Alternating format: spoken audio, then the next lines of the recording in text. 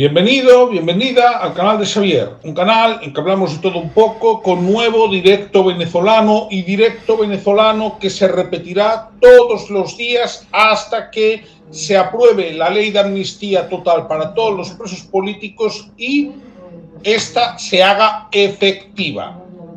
Hoy tengo compañía porque cuento con Juan Carlos Pérez, que está conmigo. Muy buenas, Juan Carlos. Gabón, boa noite. Y antes de empezar, hoy es 4 de febrero, además de ser Santa Ágreda. Es la víspera, Santa Ágreda es mañana y cuando se sacan las maquilas para cantar es hoy, es la víspera. Claro. Mira, yo controlo la Candelaria, que es el día 2, y San Blas, que fue ayer el día 3, ¿no? Pero esta no la controlaba. Bien, querías hacer referencia que hoy, para la historia de Venezuela, 4 de febrero es también un día importante. Sí, es el día del golpe de estado de Hugo Rafael Chávez Frías, aunque no exactamente. Él fue el que, cuando la cosa empezó a declinar, el que salió en televisión diciendo ese discurso del por ahora,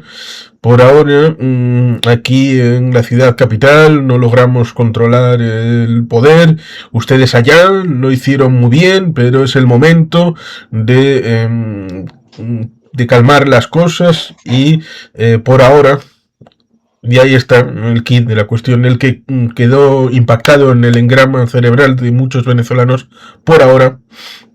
Y llegarán los tiempos en los que habrá que enrumbarse. Y bueno, pues ahí estaba esa noción que está vinculada también el 28 de febrero, respecto del Caracazo de 1989, justo después de la puesta de la banda presidencial de Carlos Andrés Pérez en su segundo mandato presidencial, y que hizo un ajuste, en teoría sugerido por el FMI, para regular una situación que evidentemente venía de tema petrolero, renta petrolera, economía. Y esa fue una justificación, el hecho de ser un poquito torpe, porque tú, si quieres hacer un ajuste, no lo haces el último día de mes, sabiendo que va a ser restrictivo y que evidentemente cuando la gente anda un poco ahí justa, pues ese día, justo el día 28, pues igual no le llega para el billete del autobús, igual no le ha subido el precio de los insumos, y por lo tanto no es del género inteligente. Y lo que pasó fue un río de destrucción, pero sin liderazgo. El 4 de febrero sí tenía liderazgo. Habían aprendido desde los cuarteles. Hugo Rafael Chávez Frías ya llevaba mucho tiempo con lecturas dentro del ejército, organizando círculos en lo que acabaría siendo el movimiento Quinta República, con lo cual ya había ese run que otros ya habían sido insurrectos, pero por otra vía, como José Vicente Rangel, que fue vicepresidente suyo, que venía de otra beta, de haber estado en la montaña, como guerrillero, pero él no, él estaba dentro del ejército, y del 89 al 92 tienen esa vicisitud, en donde luego Carlos Andrés Pérez dijo que intentaron el día 4 de febrero del 92 intentar asesinarle. El que asesinaron fue al hijo del embajador vasco, del representante del gobierno vasco. A ese sí le mataron el día 4 de febrero de 1992, un caso que no se ha esclarecido nunca, lo cual ciertamente es algo horrible, pero Iñaki Anasagasti lo suele comentar y creo que es bueno el decirlo, con lo cual hay una víctima vasca ahí del 4 de febrero, de los insurrectos, y que evidentemente eso terminó en cárcel, que terminó en la cárcel en el 94 por interés respecto de una situación que, aparte de este hecho, en octubre hubo otro golpe de estado, en este caso con mando aéreo, con aviones, y en el 93 hubo un impeachment contra Carlos Andrés Pérez, y hubo dos presidentes interinos, a falta de uno o dos, porque había un elemento ahí de lucha de poder en el que creo que era Romeo Velázquez, uno de ellos, ansiaban el poder y la sucesión constitucional, casi como la que había en Estados Unidos, pero antes de la enmienda, aquella que decía el orden constitucional es presidente, vicepresidente, representante de la Cámara de Representantes, el speaker. En este caso, el presidente del Congreso era la autoridad inmediata a tomar la sucesión, pero ahí luego hubo cabildeo a la hora de... Y eso llevó precisamente a que Rafael Caldera, muy vivo él, se saliera, diera un pasito atrás de Copey, montara su candidatura para intentar salvar la República, cosa que no funcionó. Y ahí ciertamente el relato, que es tan importante, también ahora, pero entonces, en los años 90, el relato sobre hilar lo que había sido el 4 de febrero, se olvidan de octubre, lo orillan, porque, claro, en octubre Chávez está preso y no le viene bien. Él no es protagonista, pero el 4 de febrero sí, y además con vídeo y con captura y todo esto. Estar en la cárcel 2 años, cierto, al salir sale rumbo a Cuba, a estar a las órdenes del jefe, con Fidel Castro. En diciembre del 94, la primera cosa que hace es visitar La Habana. Hay vídeos de esa visita. Y luego, evidentemente, todo el trayecto político en el que quien había sido defensor suya, Cira Flores, que ahora está en la cárcel, en Nueva York.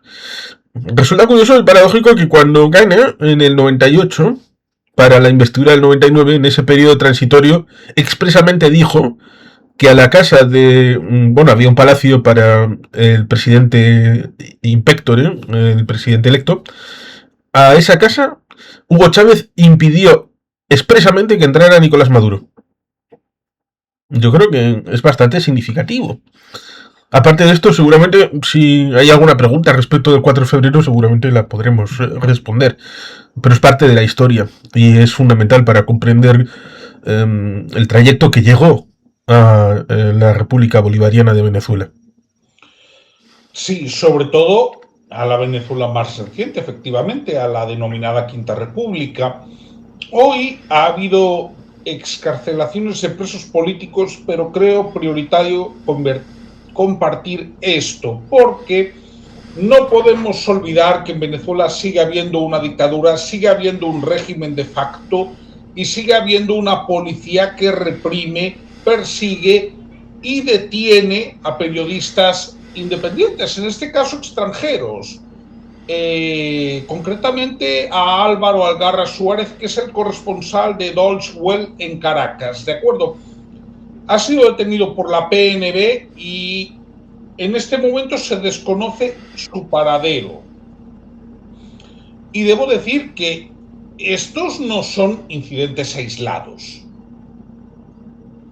Este patrón represivo sigue existiendo. Quiero recordar, por ejemplo, que el domingo los matones de los colectivos fueron a las puertas del helicoide a grabar y a fotografiar a las madres y familias de los presos que hacen vigilia todas las noches.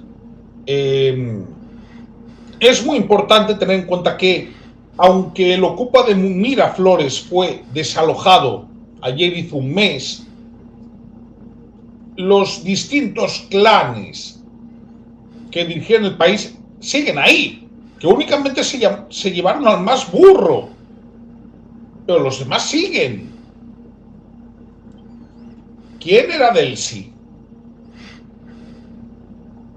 Antes del 3 de enero. Delcy era Germán Goering. Y luego podemos hablar de Diosdado Cabello, de Vladimir Padrino, del brother Jorge. Queremos saber qué pasó en Barajas, por cierto. Padrino podría ser Keitelio Yodel. Diosdado podría ser Goebbels. O Himmler. ¿Por qué no? Bueno, siempre puedes encontrar. Claro, pero... Ahora Maduro sería Rudolf Hess.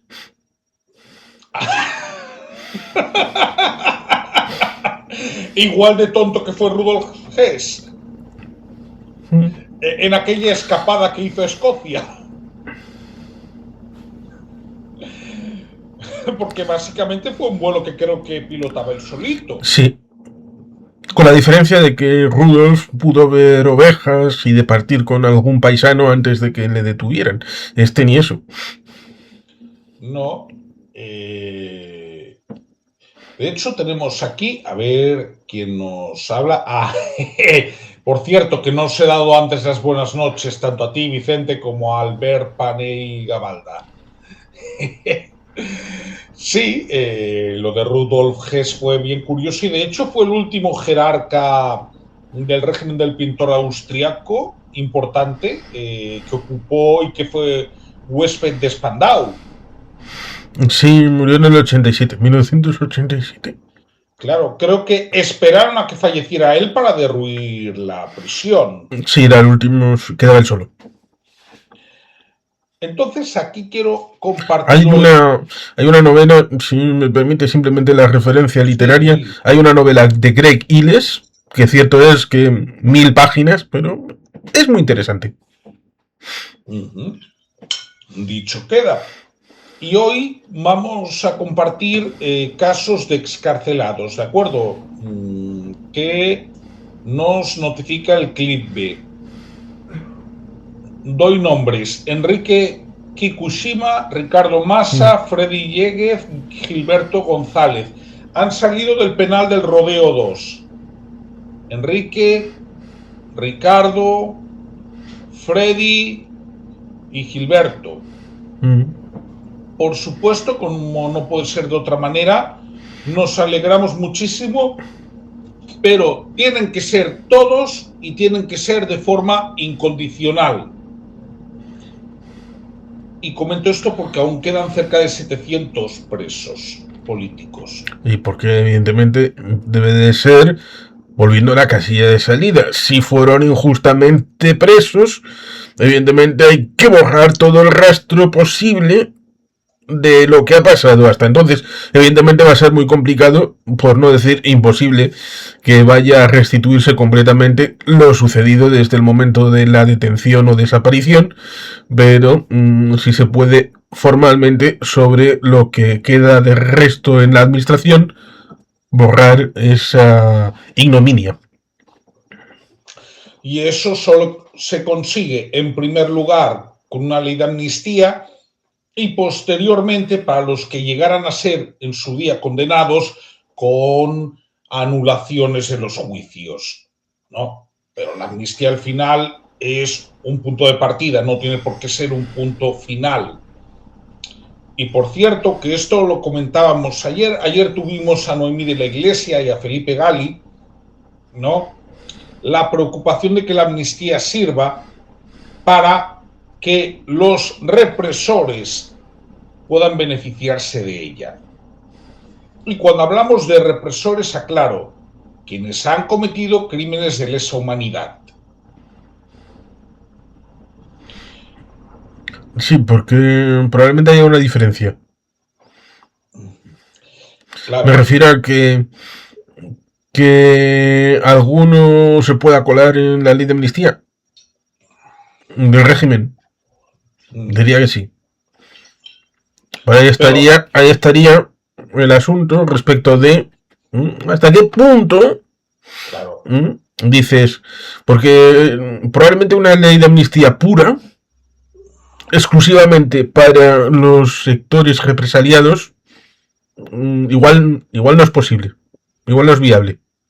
Me refiero a que haya alguien más que se cuele, quizá aprendiendo de otras experiencias, pero teniendo en cuenta, vuelvo a poner el ejemplo del día 24 de febrero del 81.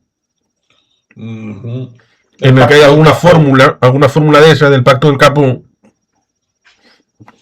Claro, pero aquí el problema que yo planteo, mira, es muy claro. Aquí no vamos a pedir, por ejemplo, responsabilidades a un policía del helicoide que estuviera custodiando la cuestión. Pero a Billy el niño se las tendríamos que haber pedido. Sí, claro. Eso sí, las dos medallas estas que daban derecho a pensión y todo esto fueron después de la muerte de Paquita la Culona. porque a veces se solía escuchar, no, esas condecoraciones franquistas. Espera, espera. No era en periodo democrático, pero ese del que usted me habla ya no existía. Porque fue por la resolución de un secuestro. Una de ellas, por lo menos. ¿Hablas la del teniente general Villescusa y Antonio María de Oriol? Sí, el presidente del Consejo de Estado. Correcto. Que estaban muy apurados y en última instancia, para tratar de evitar que la cosa se fuera de madre, dijeron, señor Billy Niño, ¿nos arregla esto? ¿Usted que tiene contactos? Contactos en todas partes. Pero fijémonos en un tema. Diosdado Cabello tendría que ser amnistiado. Entendemos que no. Solamente podría ser amnistiado en caso de haber impagado su cuota de Netflix.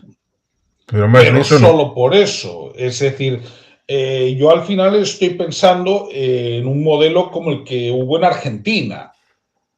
Es decir, una cosa es que no vas a juzgar igual a un alcalde del PSUV que no haya hecho nada, y evidentemente dentro de la amnistía habrá esos casos, pero sería escandaloso que Diosdado Cabello, Vladimir Padrino y otros jerarcas de la dictadura se salieran de rositas. ¿En qué punto está Diosdado en este momento? Porque hace un momento he visto como que Diosdado habría perdido un poco de punch, a pesar de que sería contradictorio con el hecho de que nombró a un familiar. Sí, bueno, esto se puede explicar con lo que voy a compartir ahora mismo. Bien. De Caracol, Noticias Caracol, que es colombiana, pero vamos, confirmado ya por varias fuentes. Lo último en Noticias Caracol. 1:34 p.m, mucha atención. Lo último es la confirmación de la captura del polémico empresario colombiano Alex Saab en Venezuela. El Servicio Bolivariano de Inteligencia ya lo tiene en su poder y no se descarta su extradición a Estados Unidos. En los últimos días, tras la operación de captura de Nicolás Maduro por parte del gobierno Trump, Saab había sido retirado del Ministerio de Industria y Producción Nacional por la presidenta encargada, Delcy Rodríguez. Alex Saab es un empresario colombiano acusado de lavado de activos que construyó negocios al amparo del chavismo, varios de ellos relacionados con operaciones del petróleo venezolano, y es considerado uno de los principales operadores financieros cercanos al régimen de Nicolás Maduro. Fue capturado en 2020 en Cabo Verde, posteriormente extraditado a Estados Unidos para enfrentar cargos federales y quedó en libertad en diciembre de 2023 como parte de un canje de prisioneros entre Estados Unidos y Venezuela.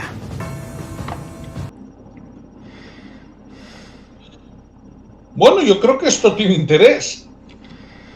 ¿Crees que puede ser pareja de Mus, de Nicolás? Yo lo veo. Así que le encarcelaron en Cabo Verde, luego le liberaron 3 años más tarde y ahora le vuelven a trincar. Formalmente el SEBIN. Ese sería Diosdado. Por eso te digo, la pregunta es si esto Diosdado lo ha hecho de buen grado o es un peaje que ha tenido que pagar a cambio de otras cosas. ¿Cómo colocar a una familiar en el gobierno? Que asumió hace pocos días, por cierto.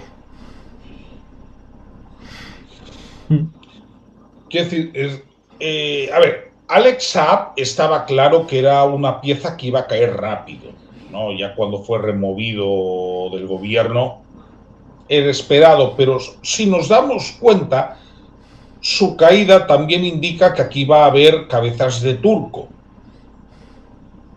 Y va a haber chivos expiatorios. La pregunta es si al hombre del pelo naranja le va a bastar con eso, pero soy escéptico de que le baste, cosa que por cierto me alegra mucho, por la noticia que ahora voy a compartir contigo. Lo digo porque hay otro Saab por ahí que es Tarek Tarek, William Saab, el que era, fiscal. sí, dicen que es fiscal. Es más cierto el hecho de que cuando estaba preso Hugo Chávez, entre el 92 y el 94, le escribía haikus de amor. Ay, el Es un amor es poco, maravilloso. sí, es un poquito romántico. Claro, pero Dicen fíjate que se que no. emperifolla como si fuera a ir al Día del Orgullo a veces.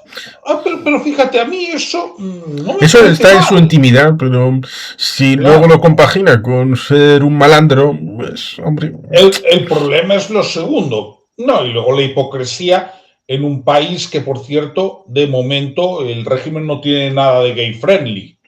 ¿Qué decir esto? Sí, Monedero, que eso le sirve a Tucker Carlson para decir, ves, es un régimen conservador, es de los nuestros. bueno, a ver, Irene Montero, ¿por qué no haces consultoría de tus políticas en Venezuela, por ejemplo?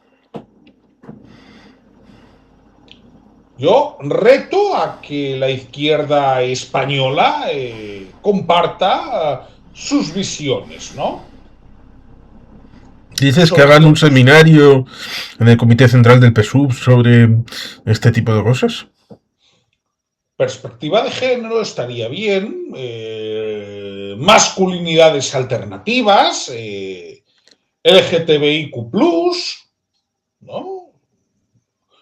Oye, no es su core business el de la izquierda española ahora mismo. Sí, y con tantas veces que habrán estado Irene, Pablo, el otro Pablo, Juan Carlos, no yo, que no he ido a Venezuela, el otro, el del helicoide, el de que daba charlas ahí encima, de donde estaban torturando a gente. Correcto. ¿Alguien se imagina alguien encima de la escalera de la muerte de Mauthausen dando una charla ahí? ¿A que no? Pues a Monedero le parecía bien. Efectivamente, entonces, no sé, yo creo que este es el momento, ojo, estoy hablando de Podemos y de Sumar, de la mayoría de Sumar, hay gente en Sumar que es también decente y que ha hecho declaraciones condenando a Maduro, ¿no? No estoy hablando ahora mismo del PSOE como organización, que quede claro, pero es que se ha hecho... sí, efectivamente, Vicente, no solo eso, sino que hasta mayo del 68 están en contra del aborto. Y están en contra del aborto, tienen además un argumento, ¿no? El comunismo anterior a mayo. ¿Qué dijo Vicente? Que históricamente los comunistas siempre fueron no gay friendly. Sí, ahí estaría el Che Guevara. Pero es cierto que hasta el 68 había una idea de tú tenías el carnet y lo tenías para todo. Pero a partir del 68, por mucho que tuvieras el carnet, si no cumplías el fact-check de todo, podías ser considerado formalmente. Digo formalmente porque sabemos que siempre han habido, cuando después de la Segunda Guerra Mundial a ciertas personas en la Unión Soviética les cogieron y les dijeron, tú al Gulag. ¿Pero por qué yo? Porque has tenido contacto con extranjeros. Pero si me enviasteis vosotros. ¿Qué más da? Lo importante es que has tenido contactos con extranjeros y has viajado para allá. ¡Hala, al Gulag! No, totalmente.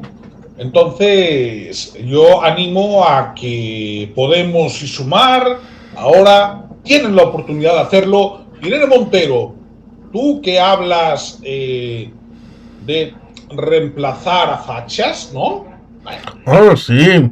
45 segundos para la gloria. La teoría del gran reemplazo. Check. Bueno, efectivamente, pues oye, ve a asesorar a las nuevas autoridades venezolanas para que incluyan más perspectiva de género, más inclusión, y para que, y esto sí lo digo muy en serio, para que las personas gays en Venezuela puedan amar libremente sin miedo a ser víctimas de redadas. Que eso es lo que pasa hoy en día. Yo esos 46 segundos yo agradezco que al final estuvieran aplaudiendo como locos, porque si en vez de 46 segundos dura minuto y medio, en torno al minuto 26 acaba afirmando que Soros es un reptiliano y la Tierra es plana.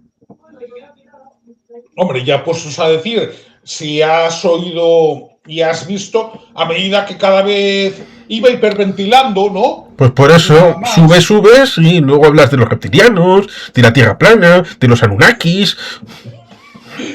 Entonces ya puedes con más. Pero fíjate, Elon Musk, ¿no? Como decía el huésped del centro de Elon Musk. Brooklyn, sí, bueno, ha hecho algo interesante y es esto.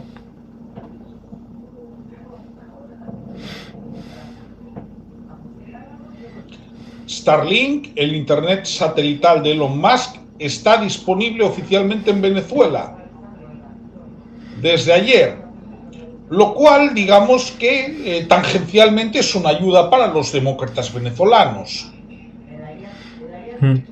¿no? Creo que Campa tuvo en verano uno de estos cacharros que tienes que tener ahí el receptor, vamos, que es algo un poquito medio aparatoso, pero es ayuda, sí.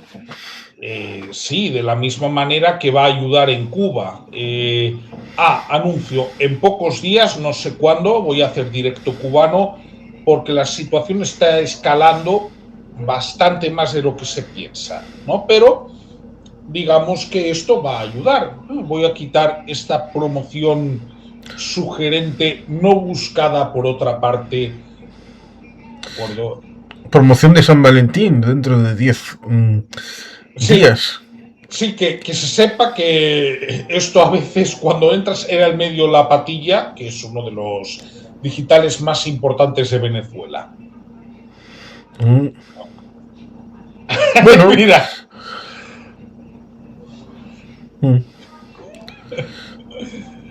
Supongo que hay maneras de hacer celebrar el amor con precisamente...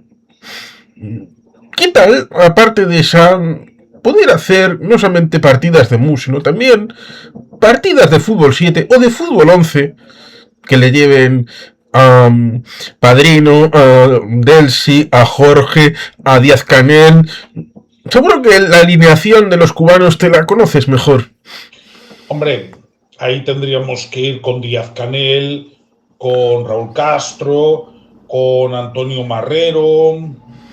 Ojo, Alejandro Castro Espín, mucho cuidado. Sí, que alguno está diciendo, ¿veis? Este es el de la transición. Sí, ya. Efectivamente. Ya, el de la transición, en ese caso se llama...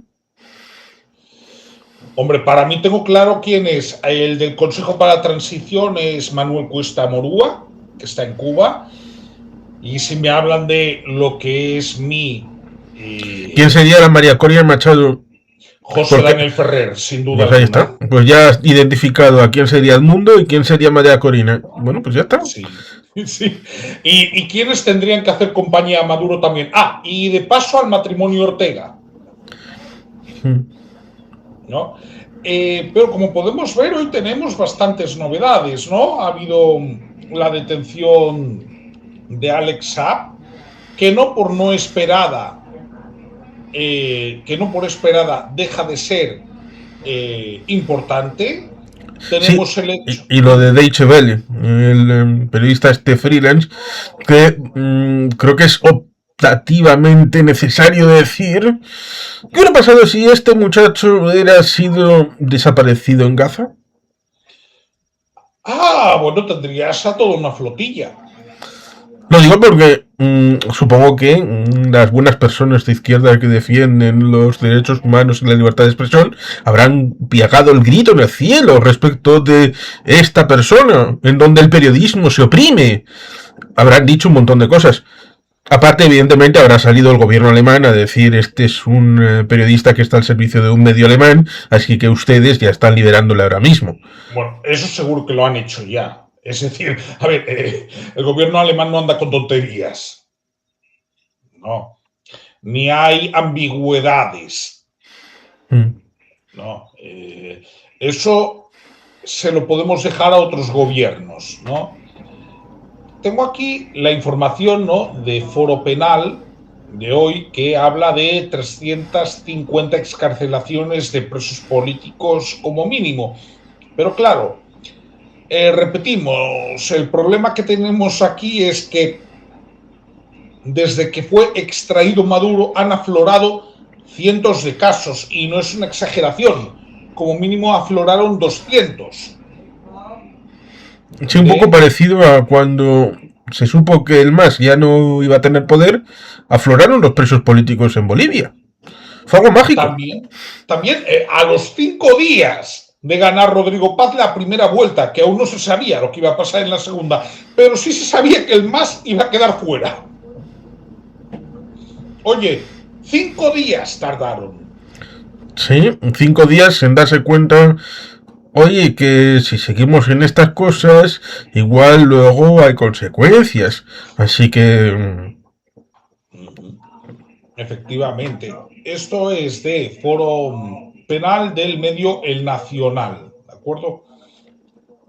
Entonces, tenemos esta concatenación de factores. Por un lado, excarcelaciones a cuentagotas, selectivas en muchos casos. Por otro lado, la PNB sigue reprimiendo también de forma selectiva, porque ya no lo pueden hacer de forma masiva. Ayer hubo ya una manifestación, quizás no muy numerosa, pero que ya muestra que los venezolanos empiezan a perder el miedo. Entre los que marchaban muchos presos políticos excarcelados, que es un dato importante, es decir, que fueron a dar la cara, a hablar en público por sus compañeros, ¿no? Uno de ellos llevaba 48 horas excarcelado. Pero el hecho de que primero, ahora mismo, los presos políticos, cuando salen, suelen ser recibidos en público. Significativo, antes no era así, ¿eh? Y cuando digo antes, digo hace un mes. El hecho de que los estudiantes están ahí al pie del cañón, liderando las manifestaciones. Hay una muy importante para el 12 en Caracas. Y también quiero hablar de las vigilias que están haciendo todos los días desde que Jorge, el hermano de Delcy, anunció el día 8 de enero excarcelaciones. Esta es la de ayer en el Helicoide. 26 noches, hoy serán 27. Todas las noches en el Helicoide, en Zona 7, en Yare, en Tocorón, en El Rodeo, en todas las cárceles. Es muy importante tener en cuenta, efectivamente, 100%. Sí, secuestrados políticos por el narcoestado, efectivamente, esos son. En algunos casos, en desaparición forzada. Lo recuerdo, es un crimen de lesa humanidad, la desaparición forzada. Es decir, porque algunos se piensan que pueden meter en la cárcel a la gente y no decir dónde está. No, perdón. Además de que estás contraviniendo el ordenamiento jurídico, es que esto no prescribe, ¿eh? Lo digo porque pudimos saber que alguna gente ha estado un año sin poder ver a sus familiares y sin saber dónde estaban. Y seguro que sin saber por qué. Bueno, les fabrican los casos, eso directamente. Lo digo porque cuando hubo la Constitución española, una de las modificaciones propuestas por el Grupo Vasco fue que inmediatamente el que está preso debe de saber cuál es la causa. Efectivamente. Te quería preguntar, ¿tú estos días te has podido informar algo de cómo... Yo he hablado en el directo, porque al final, como hablo todos los días, pues al final tienes que tener información. Pero ya estás algo informado de cómo ya Estados Unidos está gestionando el petróleo, cómo lo está comercializando, cómo lo está ingresando en una cuenta offshore para que el Estado haga sus pagos, y cómo, esto creo que lo he comentado estando tú delante, curiosamente siempre se ha dicho que las petroleras iban a apoyar poderes oligárquicos. Y resulta que lo que quieren las petroleras es que se vayan los que están ya. Sí, la cuenta estaría en Qatar. Efectivamente, sí, es en Qatar. Es en Qatar. Y que efectivamente cuando hubo ese revuelo con el famoso petrolero que fue captado en Escocia y que había cambiado de bandera, luego se supo que era un negociado que tenía el William Saab, que hacía haikus enamorado de Hugo Chávez entre el 92 y el 94 con Nicolás Maduro, un negociado particular, y como Nicolás no estaba, dijo, pues te perdes al río, yo sigo con el negociado y envío. Y ahí fue cuando él sí llamó a Marco. Oye, Marco, ¿me puedes hacer el favor? Ese barco, cógelo, que venga para aquí.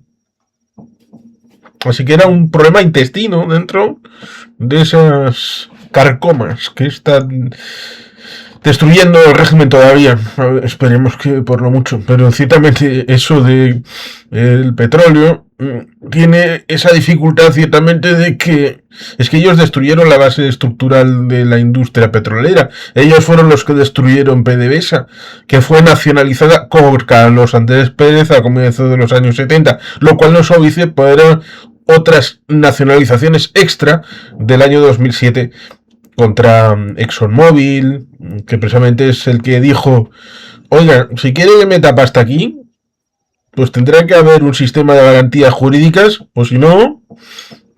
Y quiero reivindicar el papel de Josu Yonimaz, militante de AJPNV y CEO de Repsol, que también seguro que dijo cosas parecidas a las que públicamente hizo Exxon, el CEO de Exxon, pero seguro que también lo dijo, a pesar de que por su perfil un poco menos alto, pues seguramente no hayan sido recogidas, salvo esa situación de decir Golfo de América, extemporaneidades que tenían para meterle miel en el oído, que estaba Donald Trump presente, pero esas cosas pues a veces hay que transigir para meterle el otro mensaje, que es el bueno, que es aquí si quieres negocio, amigo, tienes que poner democracia en Venezuela. Claro, pero es que esto además tiene una razón de ser, que es lo que muchas veces no se entiende. La doctrina Monroe, ¿de acuerdo? Tiene partes buenas y partes malas. El problema está en que partimos de apriorismos, ¿no?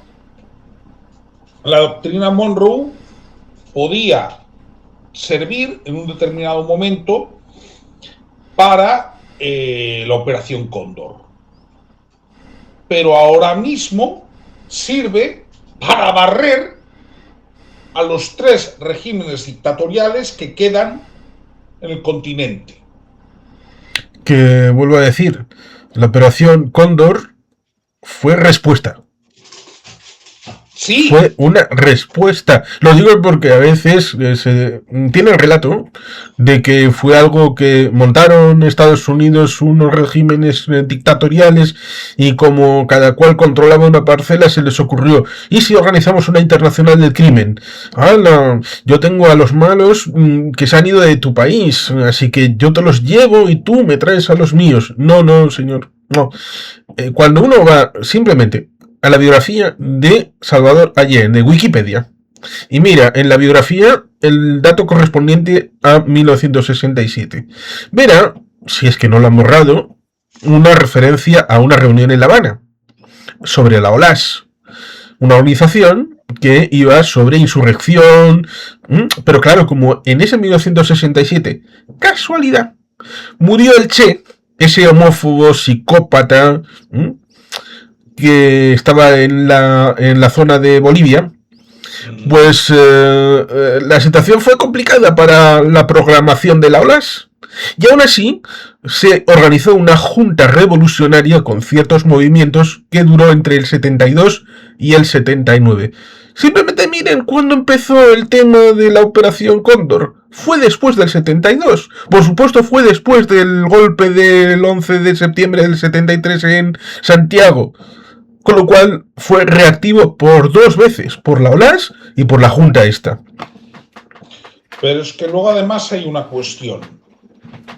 En el siglo XXI, en América, ¿qué quiere una empresa? Seguridad jurídica.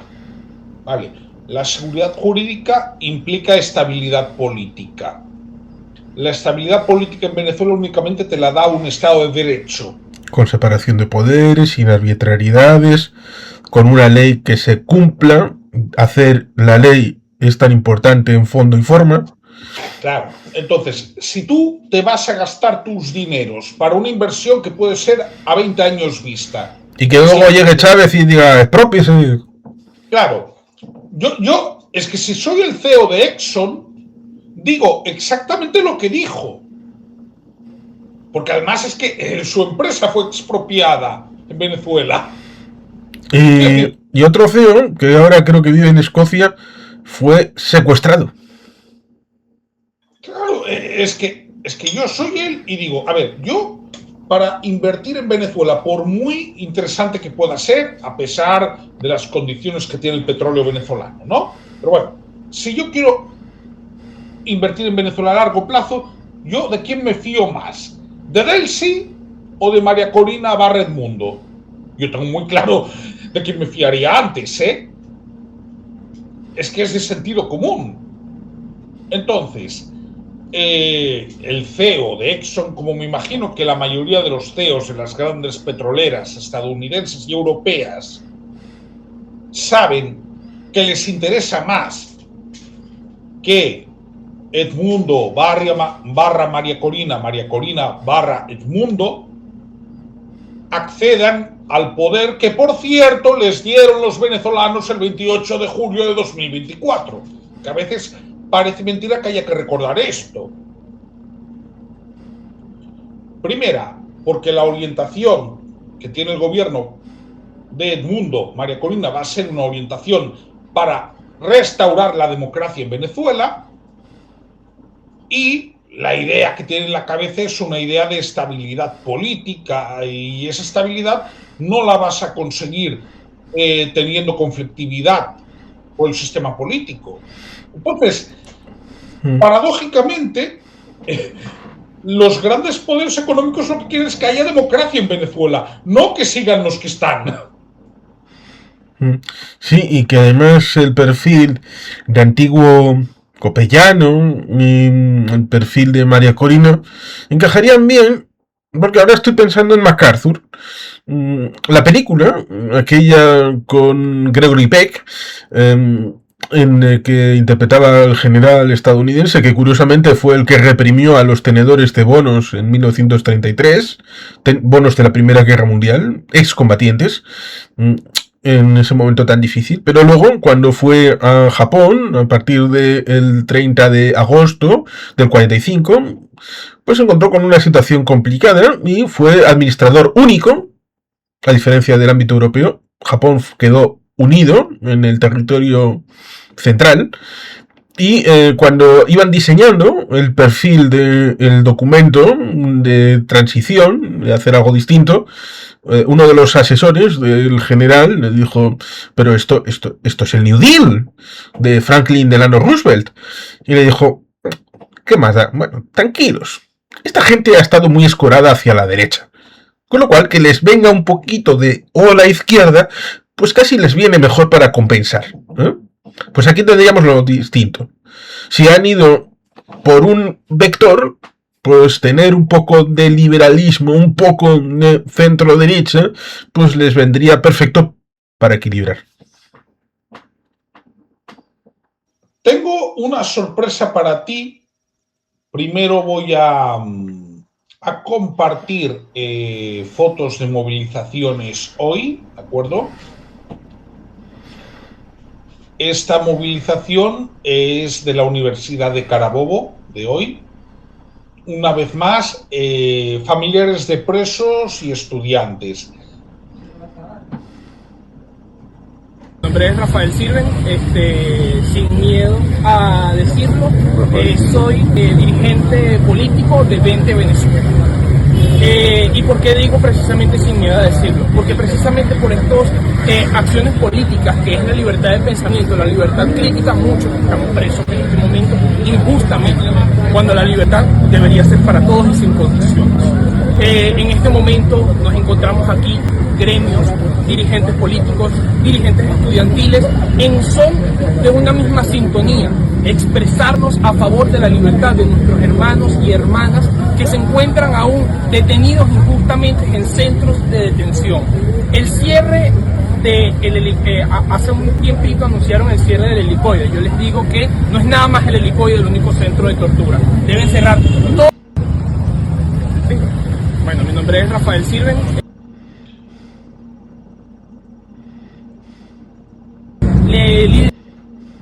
Esto es Carabobo, y tenía también una de Barquisimeto, ¿de acuerdo? Ante la Defensoría del Pueblo de Barquisimeto, en este caso familiares de presos políticos. Podemos ver que cada vez más salen a la calle y cada vez más lo hacen con más frecuencia y toman un perfil más alto, lo cual es positivo porque la democracia no se le están regalando al pueblo venezolano. Mira, con independencia de lo que hizo el hombre del pelo naranja, si no hubiera habido unas elecciones el 28 de julio, si no hubiera habido unos comanditos, muchos de ellos, por cierto, miembros y testigos de mesas que ahora mismo siguen en prisión, esto no hay que olvidarlo, ¿se habría planteado la extracción de Maduro? Muchísimo más difícil, dicho diplomáticamente. Claro. Porque la legitimidad, en este caso, es mucho más fuerte que la que pudo tener Juan Guaidó, que era constitucional, legalista. Pero, lo mismo que... creo que es oportuno una comparativa. Cuando haces un Aita Larramendi o uno de los hermanos Garat que hacen una propuesta, pero es de viva voz, pero no construye una herramienta organizativa que la respalde, pues evidentemente la propuesta depende de la fuerza que otro le quiera imprimir. En este caso, los hermanos Garat respecto de Napoleón, si quería o no apoyar la idea de unas provincias unidas del Pirineo. Pero cuando tienes a un Sabino Arana que te crea una herramienta política para desarrollar un programa político, ahí tienes una diferencia importante. Cuando tienes un Juan Guaidó que legalmente sí tenía toda la fuerza y le reconocieron, sí, pero más allá de reconocerle, luego que hicieron todos esos para hacer efectivo el mandato de Juan Guaidó como presidente encargado, nada. En Venezuela nada. Sí, lo de los incautados efectos Citgo, sí, vale, fuera de Venezuela, donde es fácil. Pero dentro, ahí está la diferencia. Que Edmundo y María Corina, previamente, con Corina Lloris, por medio, que también hay que acordarse de ella, porque también tuvo un cierto sacrificio a la hora de ponerse enfrente del pelotón de posible ejecución, pues ahí lograron legitimidad y legalidad. Aquí está el resultado y aquí están las actas. Que a fin de cuentas era lo que en 2013 decía Jorge que era lo importante. Jorge en mano de Delcy. Sí. Y esto era lo que yo te quería compartir, porque antes has hablado de Hugo Chávez. Entonces vamos a ponerlo. Venga. Vamos a refrescar. Sabe lo que eso vale ya. Los regímenes de Cuba y Venezuela. El primer viaje que hizo Hugo Chávez cuando se le dio el sobreseimiento de la causa fue a la Universidad de La Habana y dijo que la revolución cubana era vanguardista en toda América Latina. Cuba es un bastión de la dignidad latinoamericana. Cuando llegó al poder en el año 1998 Fue recurrente ver a Fidel Castro en Caracas y a Hugo Chávez en La Habana. Aquí estamos, recibiéndote. Desde el día 1, Venezuela empezó a otorgarle petróleo gratuito a la isla. Millones de barriles se le ha entregado a Cuba en estos 26 años a cambio de supuestos profesores, entrenadores deportivos, maestras, médicos, pero que estaban camuflajeados como agentes de inteligencia y contrainteligencia, que han jugado un rol clave en la represión, en el control social, en el monitoreo a la Fuerza Armada Nacional y, como algunos informes de Naciones Unidas han evidenciado, las víctimas han dicho que han escuchado a los cubanos asesorando y participando en torturas a venezolanos inocentes. Y si no les creían a las víctimas, ya vimos lo que pasó en la operación militar del 3 de enero. Más de 30 agentes cubanos cayeron protegiendo a Maduro. Cuba hoy depende de Venezuela. No es al revés, como muchos pensaron por años que Venezuela depende de Cuba. Por eso, cuando se concrete la transición hacia la democracia y la libertad en mi país, no solamente los venezolanos nos veremos tremendamente beneficiados, sino puede ser el inicio para que en Cuba, después de más de 60 años de dictadura, también haya libertad.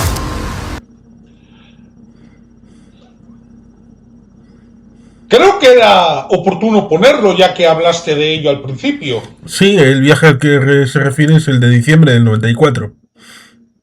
Y efectivamente hay que recordar también algo antes, de 3 décadas antes, como fue que por dos veces, el régimen cubano intentó instaurar un régimen títere en Caracas en los años 60. Por intento de invasión y de ocupación de proxies, ahora se diría, de gente que estaba al servicio de la revolución. Pero, Juan Carlos, el injerencismo no viene siempre del imperialismo yanqui. Eso dicen, incluso hicieron documentales, pero el mayor injerencista en la segunda mitad del siglo XX en el hemisferio occidental es el régimen de Cuba. A mí me salen unos cuantos países, también lo intentaron en Bolivia, también lo intentaron en Chile. Bueno, en Angola ya ni te cuento.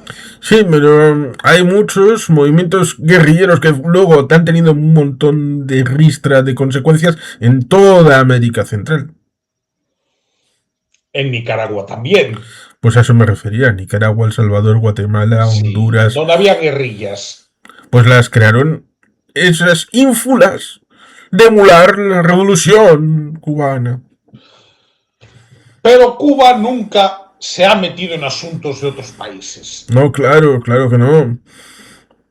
Que hubiera soldados cubanos en Grenada, eso es porque estaban haciendo turismo, ya tú sabes.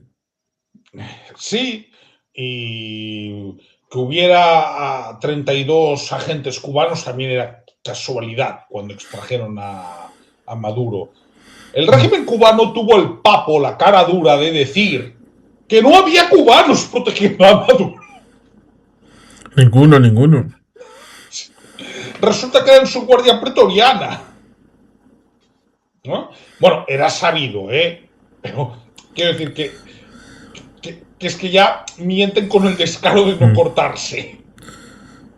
Por eso a mí me molestaba que en algún momento, antes de la muerte del comandante Chávez, la oposición, en aquel momento era oposición, decía que los bombillos tenían instaurados chips del G2 cubano.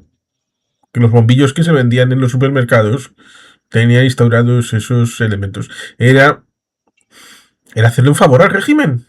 Decir ese tipo de barbaridades. Sí, pero lo que no era ya una barbaridad era que con Maduro directamente lo que tenía eran guardaespaldas cubanos. Sí. Lo que no era una barbaridad era decir que tenían un bombillo en Miraflores, que se llama Nicolás Maduro Moros, criado por el G2 cubano.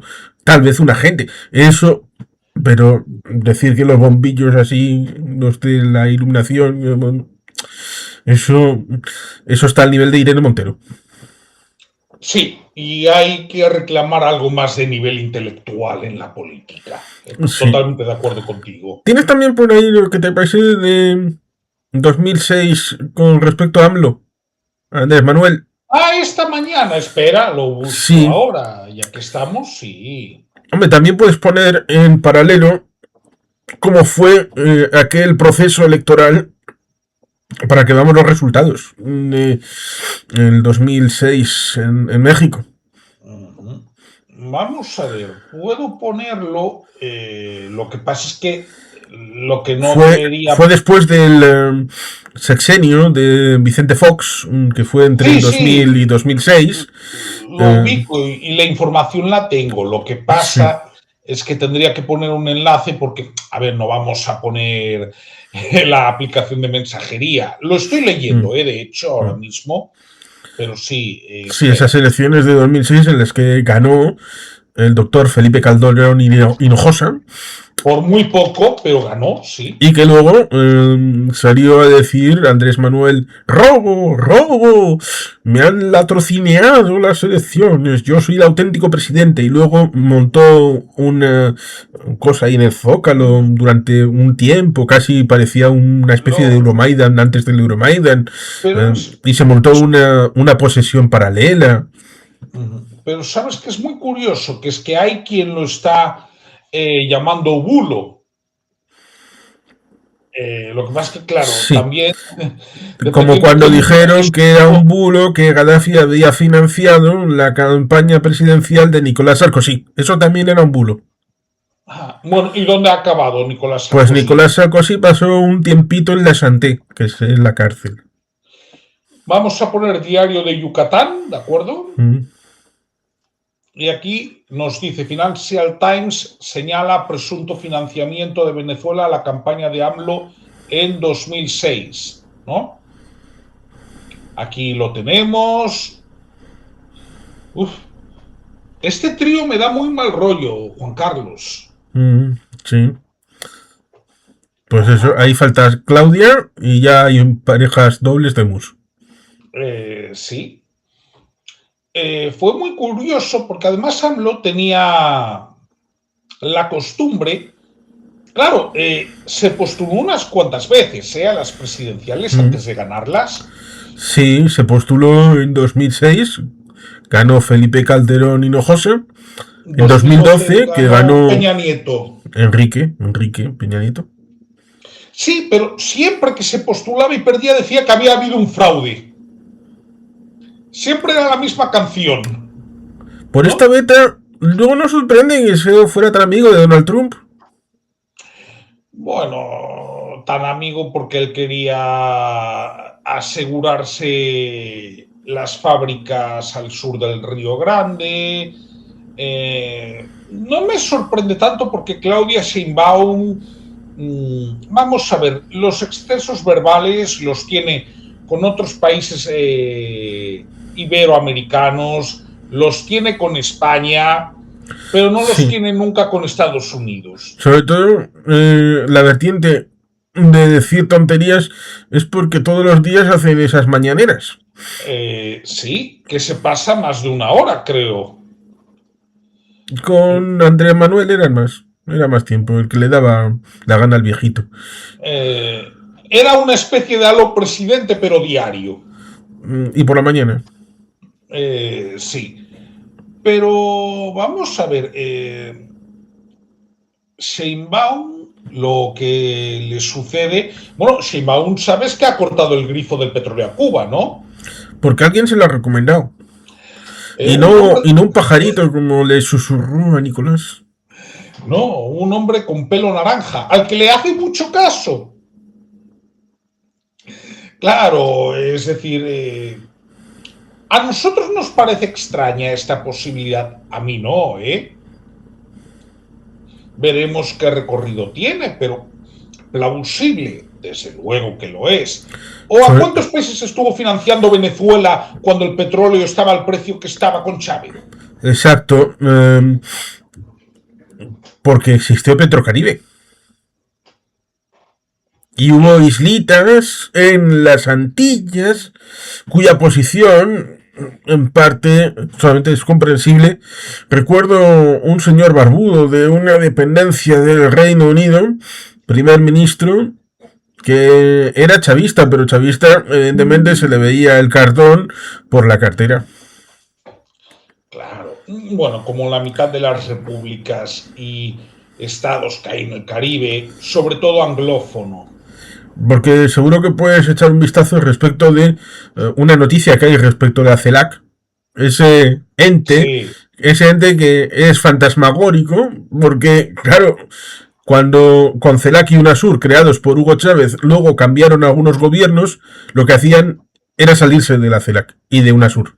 Y luego lo han redividido algunos, unos poquitos, y supuestamente la CELAC ha salido a decir: estoy dispuesto a mediar entre el gobierno y la oposición en Venezuela. Ya. A ver, es que esto me merece, la misma confianza que determinadas mediaciones que hemos visto. Sí, porque es oportuno volver a decir, el acuerdo de Barbados estaba más o menos bien. ¿Por qué no se ejecutó? Vale, que una de las partes no quisiera cumplirlo, pero entonces, ¿por qué los mediadores no se implicaron a la hora de obligar a las partes para cumplirlo? Y ahí en los mediadores estaba entre ellos un leonés formalmente nacido en Valladolid que dice Piedad Córdoba que tiene una mina de oro. Yo siempre he pensado realmente por qué se metió en este berenjenal. Es decir, ojo, y ahora mismo no hablo de los socialistas, las bases, a ver, mayoritariamente saben lo que hay con Maduro. Otra cosa es que estás hablando de esa persona de la que usted me habla y que parece que va a ser investigado. Es que, a ver, aquí hay una cuestión. Un mediador tiene que mantener un cierto equilibrio, entre otras cosas para ser reconocido por ambas partes. Es decir, imagínate, bueno, no nos imaginemos, sabes que hubo una tensión entre sevillistas y béticos por una cosa de un escudo y, vamos, hace no mucho. Mediador lo pega. Hombre, eso no es serio. Eso no es serio. Es que esto es como si pones ahora, o si pusieras en su día encargado. Es que no es serio. No es serio. Es decir, el mediador, si no es reconocido por ambas partes, deja de ser mediador. ¿Por qué, por ejemplo, el Vaticano ha hecho durante mucho tiempo una labor de mediación en Cuba? No estoy diciendo que me guste o que me guste más o menos, pero porque desde hace como mínimo 25 años es un mediador aceptado por ambas partes, por Estados Unidos y por el régimen, desde la visita de Juan Pablo II. Eso fue en 1997. No, creo que ya fue en el 98, Vale, 98. Vale. Pero que a finales de los 90. Pero quiero decir, en ese sentido sí es aceptado como mediador por ambas partes. Pero si una de las partes no te acepta como mediador, perdón, pero ya dejas de hacer mediación. De facto. Puedes hacer otra cosa, pero ya no es mediación. Pero vamos, lo que yo digo creo que es de sentido común. Tampoco tiene tanta complicación. A ver, el Centro Carter, hasta que dijo la verdad el 28 de julio, estaba muy bien visto por el régimen venezolano. Y efectivamente los acuerdos de Barbados, los que lo negociaron, los mediadores y todas las partes tendrían que haberlo cumplido, pero hubo algunos que no influyeron en una de las partes para que lo cumpliera. Con lo cual eso también hay que reclamárselo. Efectivamente, y habrá que reclamarlo donde corresponda. Yo quiero ver si Maduro empieza a cantar, porque Maduro nos podría decir muchas cosas, ¿no crees? Por saber, recordemos que él fue el canciller durante 6 años. y después estuvo de vicepresidente y después de la muerte de Chávez de presunto presidente y ahora de expresidente desde hace 2 años. Claro, pero lo digo porque, hombre, que va a estar en la cárcel lo que le queda de vida, creo que esto ya está claro. Pero sus condiciones pueden ser más o menos cómodas. Era lo que decía Bailey del colchoncito, ¿te acuerdas? Sí, para que luego puedan volver a dárselo. Estaría bien. Claro. Entonces, y quitarle los frijoles para luego volver a dárselos. Y ves que bien está el frijol con arroz. Efectivamente. E igual puede conseguir que él sí que va a estar de por vida, pero que igual suelten a su mujer. Más tarde o más temprano. Igual eso lo puede conseguir, ¿no? Entonces, a ver, Maburro, ya se ha demostrado que eras el más tonto de la clase. Por eso, mientras Diosdado sigue en el cargo, Delcy se ha quedado con lo que tú estabas ostentando, y Jorge también, pues, ¿qué te queda? Te queda, pues, básicamente, tirar de la manta, decir lo que sabes y, como mínimo, pues, vengarte. Oye, aparte, creo que Nicolásito sigue en Venezuela, ¿verdad? Sí. Nicolás Jr. Pero esa familia es complicada porque está el tema de los narcosobrinos, de Delcy, de Cilia, perdón, la primera combatiente. Claro, como ahora la primera combatiente se supone que es Delcy, estas cosas. Por eso comento. Entonces, ya digo, hoy ha habido varias noticias, vemos vendetas en los grupos de poder de Venezuela. Alex Saab iba a caer, ha caído hoy.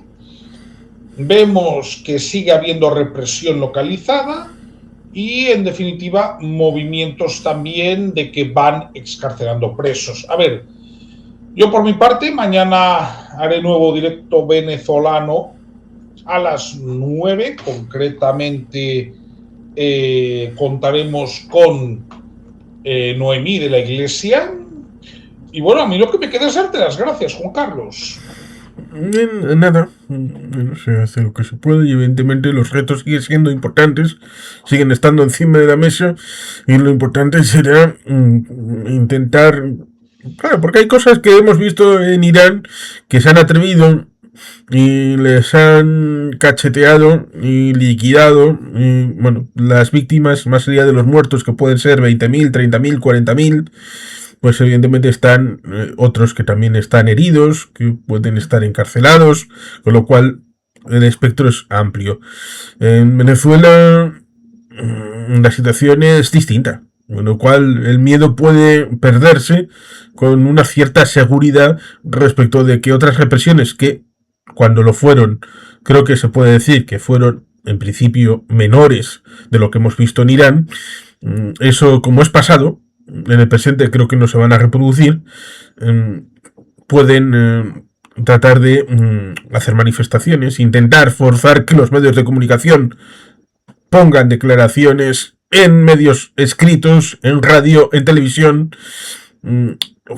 poder exponer a todos esos que digan, no, es que esto es pasarse de la raya como intentó Diosdado. No, señor, es tratar de recuperar el signo de los tiempos en donde la valoración que tiene usted es una muy bajita, si es que le llegan a valorar, y la de María Corina es muy alta, de un 8/10. Correcto. Y repito, ahí estaremos, que sean todos, el objetivo es que se apruebe la amnistía y que todos los presos políticos salgan de la cárcel y salgan limpios. Y, como digo todas las noches, gloria al bravo pueblo. Que el yugo lanza.